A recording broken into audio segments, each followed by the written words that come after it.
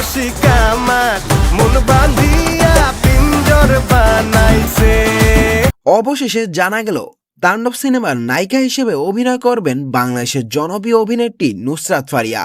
আমার পরবর্তী সিনেমার নাম তাণ্ডব, যেটা সিনেমা হলে আসছে কোরবানিতে। জানতে পারবেন, এতটুকু বলতে পারি তুফানের থেকেও বড় কিছু নিয়ে আসছে আপনাদের কাছে। 2025 ঈদুল আজহার লড়াইয়ে মেগাস্টার সাকিব খানের নতুন সিনেমা তাণ্ডব নিয়ে উত্তেজনা ক্রমেই বাড়ছে। গত কয়েক মাস ধরেই এই সিনেমার নায়িকা কে হবেন তা নিয়ে নানান জল্পনা ছিল।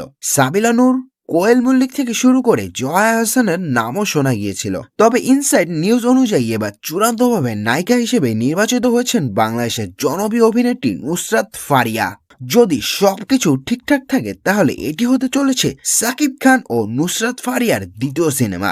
তুমি ভালোবাসো নাকি তুমি ভালোবাসো? এর আগে 2019 সালে শাহেনশা সিনেমায় একই সাথে কাজ করেছেন তারা। সেই সিনেমায় তাদের জুটি দর্শকদের কাছে বেশ পছন্দ হয়েছিল। এবার তাণ্ডবে তারা একসাথে আবারও দেখা দিবেন, যা দর্শকদের জন্য বড় আকর্ষণ হয়ে দাঁড়িয়েছে।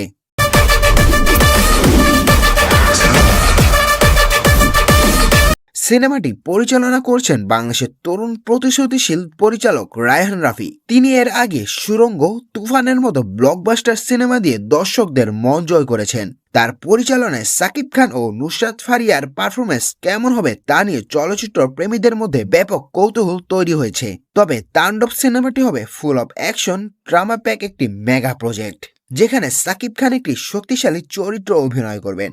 নুসরাত ফারিয়া নায়িকার অভিনয় কেমন লুক আনবেন তা নিয়ে আগ্রহ শেষ নেই।